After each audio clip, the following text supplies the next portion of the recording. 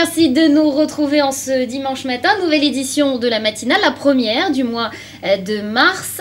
14 jours, c'est le délai qu'a négocié Benyamin Netanyahou pour former un nouveau gouvernement. Le suspense continue donc pour les tractations de la formation d'une nouvelle coalition. Nous en reparlerons avec Dror Even-Sapir, présent ce matin sur notre plateau. Bonjour Dror. Bonjour Nathalie. En deuxième partie d'émission, direction Barcelone avec Sébastien Hadjiman. On fera le tour et le point sur cette conférence internationale de la téléphonie mobile, les dernières tendances du moment. Ce sera donc notre sujet high-tech de ce matin. Mais on fait tout de suite le point sur l'actualité avec Elsa Mimoun. Elsa, bonjour. Bonjour Nathalie.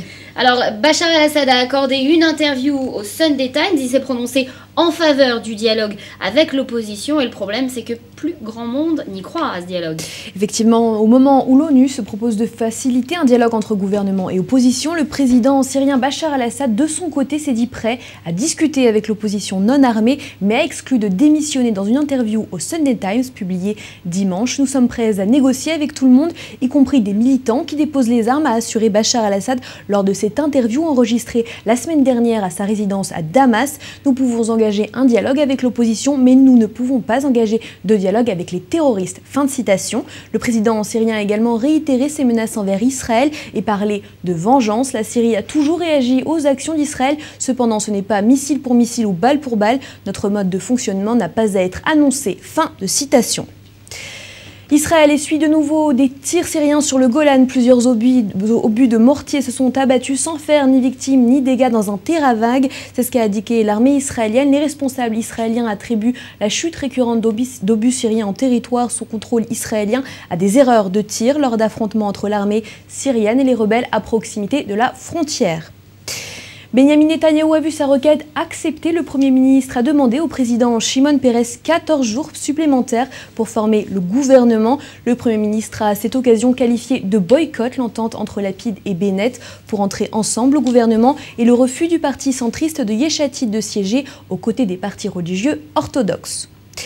Des sources diplomatiques ont affirmé que le Premier ministre Benyamin Netanyahou avait rencontré le roi de Jordanie, Abdullah II, la semaine dernière pour discuter des tensions régionales avec en tête de l'ordre du jour la crise syrienne et les problèmes posés par l'afflux de réfugiés syriens. Au cours de leur entretien, les deux hommes se seraient également entretenus sur le processus de paix dans l'impasse entre Israéliens et Palestiniens.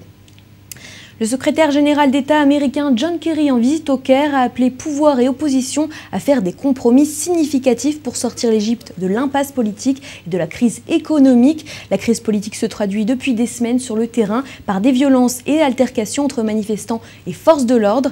Encore samedi, des protestataires ont attaqué un bâtiment de la police à Mansoura dans le nord. Devant le ministère des Affaires étrangères, des dizaines de manifestants ont brûlé des photos de John Kerry. Ils accusent les États-Unis de soutenir le président égyptien Mohamed Morsi. L'armée tchadienne a annoncé avoir tué le chef islamiste Mokhtar Belmokhtar dans le nord du Mali après avoir affirmé vendredi tuer l'un des autres principaux chefs d'Al-Qaïda au Maghreb islamique, Abdelhamid Abou Zaïd. En cas de confirmation définitive, c'est à n'en pas douter un sérieux revers pour les djihadistes. Mokhtar Belmokhtar avait notamment revendiqué l'attaque contre le site gazier algérien d'In Amenas le 16 janvier dernier où 37 étrangers avaient été assassinés. À l'approche du premier anniversaire de la tuerie de Toulouse, les avocats de famille de victimes de Mohamed Merah ont pris acte samedi des déclarations de Manuel Valls sur la faute de la DCRI dans la surveillance du tueur à scooter et demandent que l'enquête cible ses éventuels complices. Les déclarations du ministre de l'Intérieur relèvent d'une attitude inédite et exemplaire de la part de l'État qui doit être saluée à sa juste mesure. C'est ce qu'a indiqué Maître Patrick Klugman, l'un des avocats de la famille Sandler. Barack Obama appelle les élus au Congrès à remplacer les compressions automatiques de 85 milliards de dollars dans le budget par une approche équilibrée qui combinerait une réforme de l'aide sociale et des coupes budgétaires intelligentes. Au cours des 7 prochains mois, les compressions toucheront en particulier les secteurs de la défense, de la santé et de l'éducation. Les compressions sont entrées en vigueur vendredi soir puisque le président et le Congrès n'ont pas réussi à s'entendre avant la date butoir. Et on termine avec du sport. Le Real Madrid s'est imposé une nouvelle fois face au FC Barcelone 2-1 samedi. Les Catalans ont battu pour la deuxième fois en une semaine par les Madrilènes après leur élimination mardi dernier en demi-finale. Retour de la Coupe du Roi sortent ainsi touchés de cette double confrontation. Merci Elsa pour ce point sur l'actualité. Nous sommes à présent en ligne avec Jacques Neria. Bonjour. Oui, bonjour à tous. 3 tirs de mortier signalés sur le Golan. On en parlait dans les titres ce matin. Cette fois-ci, pas de réaction côté israélien pour Moshe Ayalon, l'ancien chef d'état-major. Cette fois-ci, donc pas de menace réelle pour Israël. Pourquoi, selon vous ? Parce que c'est tout simplement un hasard. Les rebelles ont tiré les rebelles et les forces royalistes ont échangé des coups de feu entre eux. Et vous m'entendez? Je m'excuse. Allô? Oui, on vous entend, Jacques Neria. Vous êtes à l'antenne. Oui, d'accord. Alors voilà, donc je répète, je dis que c'est par pur hasard que des obus de mortier échangés entre les forces royalistes et les rebelles le long de la frontière au Golan sont tombés chez nous. Donc je ne vois pas ici une intention directe des rebelles ou des forces royalistes de commencer un conflit avec Israël. Donc c'est un pur hasard et il faut laisser les choses passer. Tant que nous n'avons pas de blessés ni de dégâts, grâce à Dieu, donc nous pouvons continuer à regarder et à être des observateurs passifs de la situation au Golan. Jacques Neria, vous avez dû suivre, comme nous, l'interview de Bachar el-Assad accordée au Sunday Times. Elle a fait grand bruit et on en retient notamment cette menace ouverte à l'encontre de l'État juif. Nous nous vengerons, a-t-il affirmé, de l'attaque contre un site présumé d'armement chimique. Cette menace est-elle à prendre au sérieux? Et que peut donc faire le dirigeant syrien dans sa position actuelle? Il faut toujours prendre les choses au sérieux, et surtout quand elles viennent de la part de dictateurs comme Bachar el-Assad, un homme assoiffé de sang. Et donc, je dirais que il faudrait s'attendre à pas un conflit ouvert directement militaire, mais plutôt à des actes de subversion. Ça peut être terroriste en Europe ou dans d'autres continents. Je vous rappelle qu'en 1986, c'était des terroristes syriens qui avaient tenté de faire sauter un avion d'El Al en provenance de Londres pour Israël. Donc il ne faut pas sous-estimer ces paroles-là, il faut les prendre en considération et naturellement être prêt à toute éventualité. Menace terroriste autant que militaire à l'horizon. Merci Jacques Neria de votre participation à cette émission.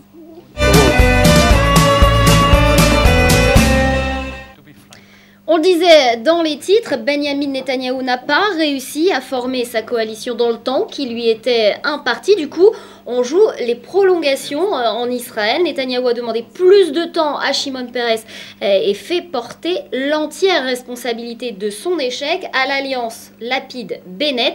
Alors Dror, Netanyahou y va fort. Il parle même de boycott. C'est ce qu'on a entendu hier lors de la conférence de presse qu'il a donnée. La faute à qui cette coalition qui n'existe toujours pas ? Eh bien, en croire Benyamin Netanyahou, c'est bien évidemment la faute à cette fameuse alliance Bennett-Lapid, cette alliance qui a surpris tout le monde, et cette alliance qui met Benyamin Netanyahou dans une situation des plus délicates, parce qu'on a dit, mais il faut le répéter, sans Bennett, il n'y a pas de Lapid, et Lapid exige tout simplement que les partis orthodoxes, les partis religieux orthodoxes ne siègent pas au gouvernement. Donc la situation est une impasse pour Benyamin Netanyahou qui ne veut pas se passer de ses alliés traditionnels que sont les partis religieux orthodoxes.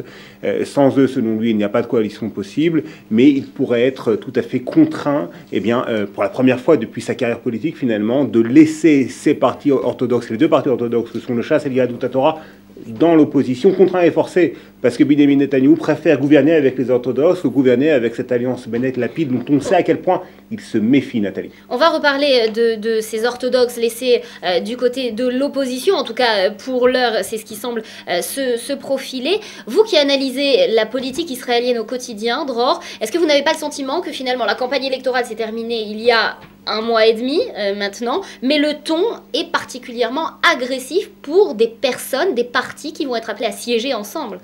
C'est d'autant plus surprenant, Nathalie, que là, on rentre dans la dernière ligne droite. Dans les 2 semaines qui restent encore à Benyamin Netanyahou pour former son gouvernement, eh bien, il va devoir s'entendre, contraint et forcé, avec des gens, encore une fois, et des partis politiques dont il se méfie. Donc, on aurait pu s'attendre à ce que les tons soient un petit peu plus courtois pour rentrer dans cette dernière ligne droite de négociation. Ce n'est pas le cas, et ça montre à quel point les tensions sont vives entre, d'un côté, Benyamin Netanyahou, de l'autre, Yair Lapid, et surtout Naftali Bennett. Entre Benyamin Netanyahou et Naftali Bennett, on sait depuis longtemps le courant ne passe pas, et semble-t-il, il passe de moins en moins, Nathalie. Alors on va revenir sur la procédure qui finalement est assez complexe de la formation d'une coalition. En quelques mots, ces prolongations de 14 jours, elles étaient prévues par la loi. Oui, tout à fait, et elles étaient tout à fait prévues, je dirais même prévisible. On s'attendait tous à ce que Benyamin Netanyahou demande à Shimon Peres une prolongation de 2 semaines de la période qui lui était impartie pour former sa coalition gouvernementale. Et étant donné les difficultés dont on vient de parler, auxquelles Benyamin Netanyahou était confronté, auxquelles il est toujours confronté, Nathalie, eh bien, cette prolongation est devenue tout à fait inévitable. Donc, pas de surprise hier soir. La prolongation a été demandée par Benyamin Netanyahou et elle a été accordée par Shimon Peres. Et quelle probabilité il existait pour que Shimon Peres refuse cette prolongation ? Très faible, voire quasiment nul, puisqu'on imagine mal le président de l'État, quand même, c'est son rôle de donner ce genre de prolongation au député, qui est considéré comme étant celui qui a le plus de chances de former une coalition. On ne voit pas au nom de quoi Shimon Peres aurait refusé à Benyamin Netanyahou cette prolongation de 2 semaines, c'est du formalisme. Au nom de quoi, et surtout au vu du fait qu'il n'y ait pas de réelle alternative finalement à Benyamin Netanyahou pour former cette coalition gouvernementale. Alors ces derniers temps, les leaders politiques de tous bords s'indignent, que ce soit via Facebook, les réseaux sociaux qui sont utilisés par les leaders politiques, mais également via les médias, de cette non-progression des négociations. En cause notamment et en question, la non-entrée dans la coalition des orthodoxes semble être le cheval de bataille de Yair Lapid. Ce refus catégorique, par quoi il est motivé ? Écoutez, tout simplement parce que Yair Lapid pense que c'est ce que veut son électorat. Yair Lapid a le vent en poupe, il ne cesse de monter dans les sondages. Vous savez, on n'est pas en période électorale, mais il y a quand même des sondages qui montrent que le parti centriste de Yair Lapid, le Yesh Atid, pourrait dépasser le Likoud si des élections étaient organisées maintenant. Donc c'est un succès absolument formidable et hors du commun du point de vue de Lapid, qui est persuadé que la voie qu'il a suivie est la bonne. Un gouvernement sans les partis orthodoxes pour la première fois depuis très longtemps. Vous savez d'ailleurs, la dernière fois, Nathalie, qu'on a assisté à un gouvernement en Israël sans les partis orthodoxes, c'était à l'époque d'Ariel Sharon, et qui avait exigé que les partis orthodoxes, à l'époque, siègent dans l'opposition, un certain Tommy Lapid, le père de Yair Lapid. Alors est-ce que justement, c'est pas un peu trop populiste de la part de Yair Lapid de reprendre ses slogans ? Écoutez, peut-être, encore une fois, il a l'impression que c'est ce que veut son électorat, au-delà peut-être des questions dont on parle tellement d'égalité devant le fardeau, à savoir le service militaire ou le service national civil pour tous, que l'on soit orthodoxe ou que l'on ne le soit pas.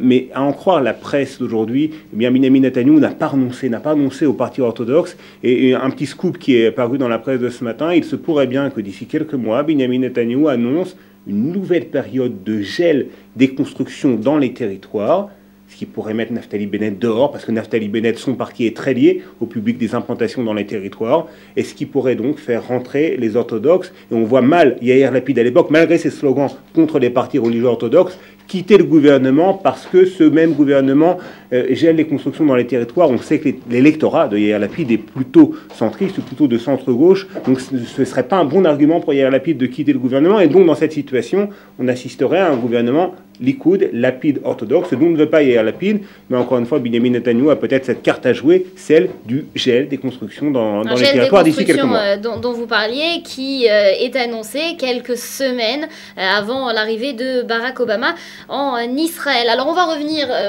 on parlait d'indignation et des différents points lancés par Facebook et attaques lancées par Facebook interposées. Eli Yishai et David Shomron, le négociateur en chef du Likoud Beitenu, qui ont déclaré qu'Abaït HaYehudi, le parti donc de Naftali Bennett, vendait son âme en s'alliant à Yair Lapid. Qu'est-ce que, en d'autres termes, vaudrait cette coalition au lendemain, cette coalition entre Naftali Bennett et Yair Lapid au lendemain de la formation du gouvernement? Alors écoutez, là vous mettez le doigt, Nathalie, sur le point faible de cette alliance entre Yair Lapid et Naftali Bennett. Ce n'est pas le même électorat, et sur les questions, je dirais, internationales, diplomatiques, la question du processus de paix avec les Palestiniens, c'est pas non plus la même idéologie. Et on sait qu'une partie de l'électorat de Naftali Bennett que l'on voit actuellement à l'écran, eh bien, voit d'un assez mauvais œil cette alliance avec Yair Lapid. Parce qu'encore une fois, c'est pas tout à fait le même monde politique. Et c'est là-dessus que Benyamin Netanyahou compte dans les 2 semaines qui lui restent pour peut-être encore briser cette fameuse alliance qui a fait tout de même la preuve de sa solidité au cours de ces semaines de négociations. Encore une fois, on l'a dit plusieurs fois, Benyamin Netanyahou ne veut pas d'un gouvernement qui dépendrait de cette alliance Bennett-Lapid, parce qu'il a le sentiment que ces deux leaders, que sont Naftali Bennett et Yair Lapid, on le voit en poupe, qu'ils sont très ambitieux, qu'ils ambitionnent à plus ou moins long terme de le remplacer au poste de Premier ministre. Donc, Benyamin Netanyahou, l'objectif du Premier ministre actuel, c'est de tout faire pour que son prochain gouvernement ne dépende pas de cet axe, de cette alliance Bennett-Lapid. Et ce qu'il y parviendra, on le saura dans les prochaines semaines et peut-être dans les prochains mois avec cette éventuelle période de gel des constructions dans les territoires qui pourrait complètement changer la donne en Israël. On reviendra sur ce dont vous avez parlé un peu plus tôt dans cette interview, les partis orthodoxes qui ne siégeront peut-être pas dans ce prochain gouvernement. Quelle est la marge de manœuvre d'une formation politique à l'intérieur de l'opposition ? Le tout est de savoir de quelle formation politique on parle. Si c'est par exemple le parti Travis qui va peut-être probablement prendre la tête de l'opposition, eh bien c'est presque naturel pour un parti, je dirais, de gauche de siéger dans l'opposition en protestant contre les coupures sociales, contre les coupures budgétaires auxquelles on va probablement assister. Par contre, pour un parti orthodoxe comme le Shas ou comme le Yahadut HaTorah, un parti sectoriel qui représente les intérêts d'une partie de la population israélienne, eh bien ces intérêts ne peuvent être correctement défendus qu'au gouvernement, puisqu'il est question surtout de distribution du budget. Si les partis orthodoxes sont dans l'opposition, ils auront une part du gâteau nettement moins grosse que celle à laquelle ils étaient habitués auparavant. Et pour le Shas, par exemple, siéger dans l'opposition, c'est dépérir. Dror, on va revenir un dernier mot sur un des éléments que vous avez mentionné. On a parlé de ces slogans qui ne marchent pas. L'un des dossiers phares de Benyamin Netanyahou pendant la campagne, c'était le dossier iranien. Ça aussi, c'est un slogan qui n'a pas marché. Pourquoi ? Écoutez, finalement, on a assez peu parlé du nucléaire iranien au cours de la campagne électorale. On sait que c'est la principale préoccupation de Benyamin Netanyahou. Maintenant, les choses ont probablement changé au cours de ces derniers mois, notamment sur l'axe Washington-Jérusalem. Le programme du nucléaire iranien semble progresser à vitesse grand V. On en a eu la preuve la semaine dernière avec des nouvelles révélations qui montrent à quel point ce programme nucléaire progresse. Il est très possible. Ce qui est surprenant quand même, c'est qu'on a peu entendu parler du dossier du nucléaire iranien au cours de la campagne électorale et on n'en a pas du tout entendu parler au cours de cette période de négociation de coalition. Aucun des partis en présence n'en a parlé, tout simplement parce que c'est un sujet qui divise à l'intérieur même des partis. Vous avez au Likoud des gens qui sont tout à fait pour une approche beaucoup plus modérée, pondérée, je dirais même pacifique du dossier, contrairement à Benyamin Netanyahou qui lui a une approche beaucoup plus rude. Il pense qu'il faut utiliser la manière forte contre le nucléaire iranien. Et vous avez parmi les autres partis qui sont envisagés pour siéger avec le Likoud au sein du gouvernement, des personnalités qui pensent comme Benyamin Netanyahou et d'autres qui sont dans un tout autre état d'esprit concernant la manière de contrer le programme nucléaire iranien. Dror, merci pour ces analyses de cette semaine donc politique et de la formation d'une nouvelle coalition.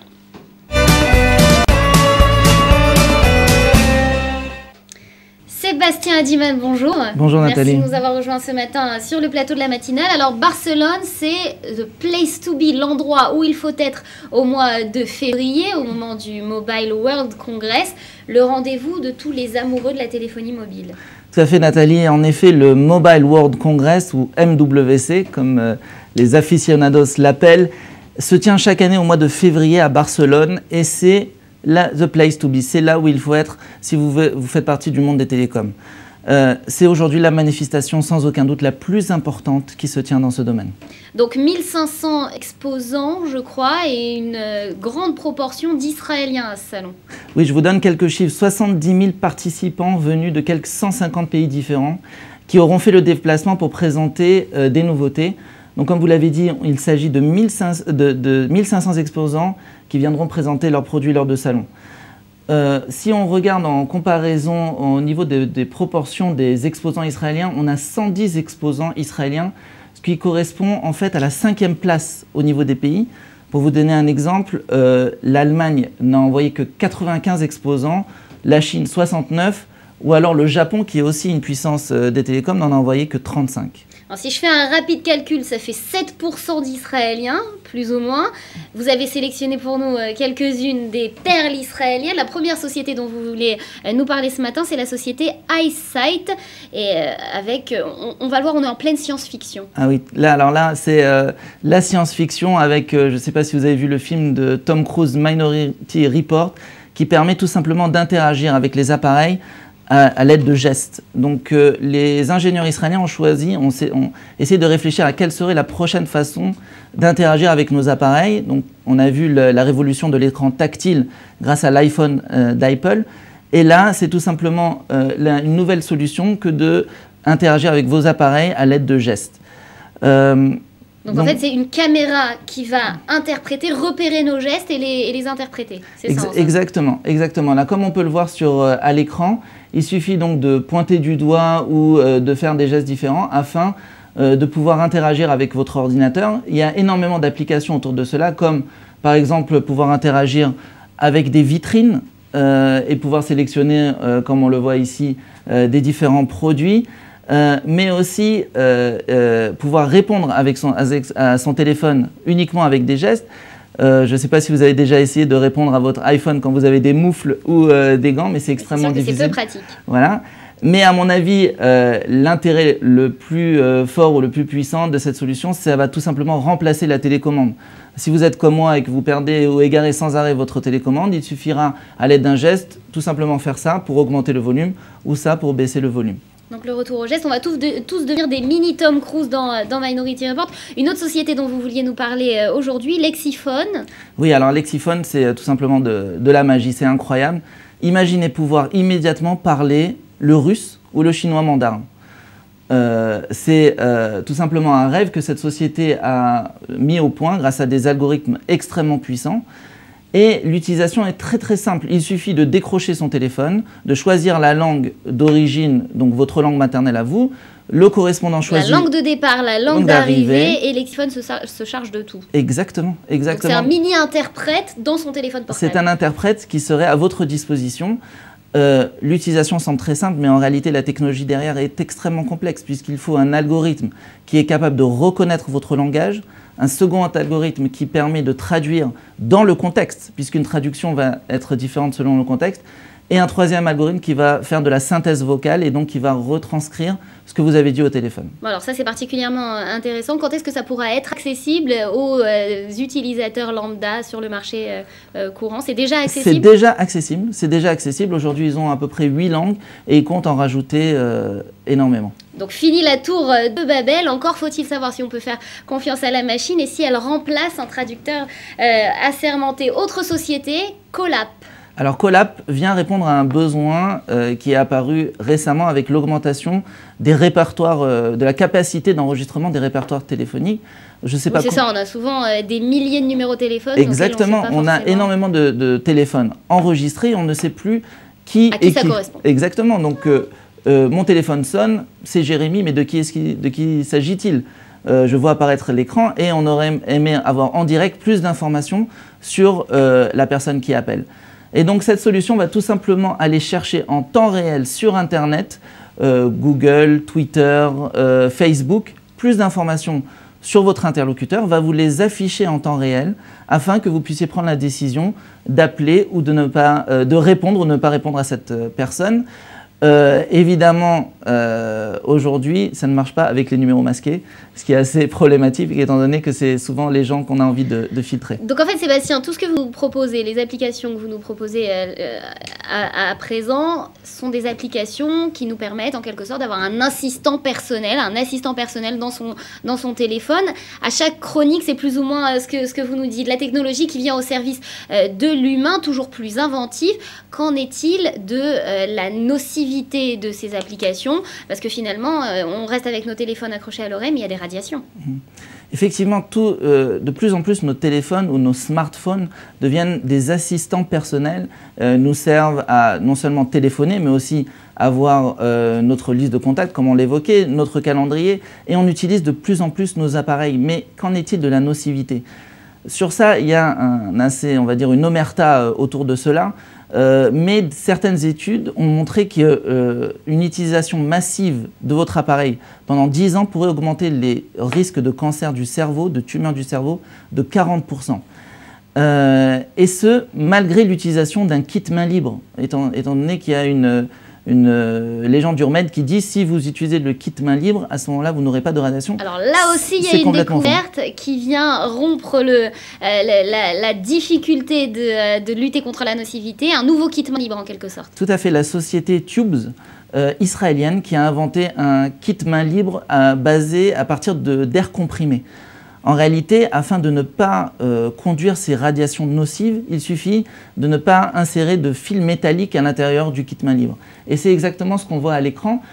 Comme vous le voyez, ce kit main libre à base d'air comprimé ne permet pas de conduire les radiations. Et là, on voit un test d'un journaliste qui a prouvé qu'à l'aide de ce kit main libre, il n'y a aucune radiation qui est transmise. Donc des indications inquiétantes, rien n'est prouvé pour l'heure, on attend les différentes analyses des laboratoires. Je voulais poser une question à Dror Even Sapir. Dror, est-ce que vous tapez à la porte quand vous voulez entrer quelque part? Non, je suis devenu israélien complètement, donc je rentre. Et vous ouvrez directement sans rentrer. Alors ça aurait rendu la tâche un peu plus difficile à Beethoven pour inventer sa 7e symphonie, mais bientôt on n'aura plus besoin de taper à la porte. Je vous propose de voir ce reportage. Nous sommes à bord de la voiture de Naftali, vice-président de Knock & Lock, qui nous emmène en un lieu discret afin d'admirer le joyau de sa société spécialisée dans les solutions de contrôle d'accès et de serrurerie intelligente. Perdu au milieu de nulle part, ce site comporte une antenne et un petit bâtiment. Relais de réseau cellulaire ou bien système de communication militaire, difficile de savoir avec certitude. Quel genre d'informations y a-t-il ici? C'est une société privée ou bien militaire, gouvernementale? Les informations qu'il y a ici sont classées secret défense, je ne peux pas en dire tellement plus. La menace principale, c'est que des gens dégradent l'installation ou portent atteinte aux informations confidentielles contenues ici. Voilà pourquoi nous sécurisons l'accès du site par un système de verrouillage contrôlé. Une tourelle avec des antennes, une petite baraque, pour clôture un simple grillage, le site ne paye pas de mine. Mais en réalité, ce site d'importance stratégique est sécurisé par un matériel de sécurité dernière génération.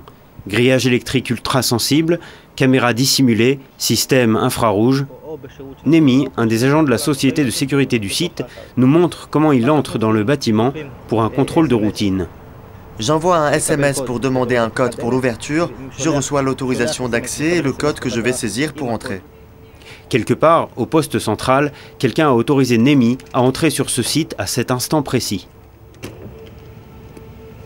Vous ne pouvez pas filmer ce qui est à l'intérieur.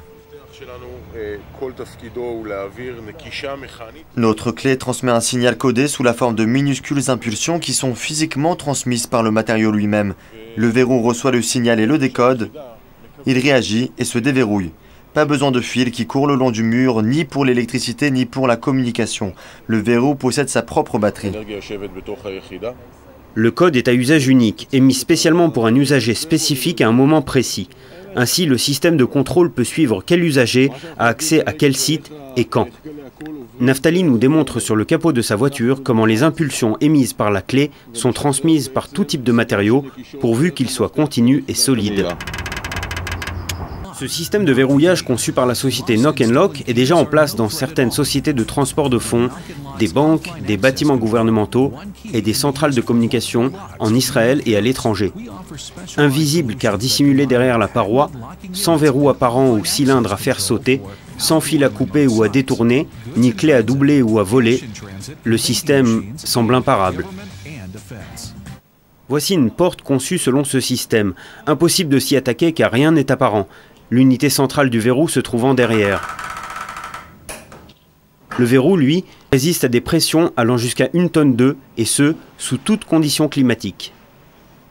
Peu importe si une clé est perdue, il suffit de la faire annuler au poste central. Le grand avantage, c'est que l'agent qui doit ouvrir telle porte à tel moment ne recevra le code qu'une fois sur place, code qui ne sera valide que pour l'occasion. La seule menace qui peut encore peser sur une porte munie du système Knock & Lock semble être de la démonter complètement ou de la perforer. Encore une solution de sécurité made in Israël qui devrait avoir de multiples applications civiles, gouvernementales ou militaires dans le monde entier. Voilà donc encore un exemple d'application. Merci Sébastien pour toutes ces nouveautés que vous nous avez présentées. Vous pouvez retrouver toutes les technologies présentées par Sébastien et lui poser des questions, lui envoyer des suggestions sur la page Facebook de l'émission, facebook.com/Israel Startup Nation. Merci à vous Sébastien. Avant de refermer cette émission, tout de suite un rappel des titres de l'actualité de ce matin. Et Israël qui essuie de nouveaux tirs syriens sur le Golan. Plusieurs obus se sont abattus sans faire ni victimes ni dégâts. C'est ce qu'a affirmé l'armée israélienne. Et puis Benyamin Netanyahou a vu sa requête acceptée. Le Premier ministre a demandé au président Shimon Peres 14 jours supplémentaires pour former le nouveau gouvernement. Le Premier ministre, à cette occasion, a qualifié de boycott l'entente entre Yair Lapid et Naftali Bennett pour entrer ensemble au gouvernement et le refus du parti centriste de Yesh Atid de siéger aux côtés des partis religieux orthodoxes. Et l'actualité également au Mali, l'armée tchadienne a annoncé avoir tué le chef islamiste Mortar Belmokhtar dans le nord du Mali. C'est après avoir affirmé vendredi avoir tué l'un des autres principaux chefs d'Al-Qaïda au Maghreb islamique. En cas de confirmation définitive, c'est à n'en pas douter un sérieux revers pour les djihadistes. Voilà pour l'actualité qui continue sur GuiSen TV. C'est tout pour aujourd'hui. Merci à vous de nous être fidèles. On se retrouve demain, 8h30 heure israélienne, 7h30 heure française. Excellent dimanche à vous. D'ici demain, portez-vous bien.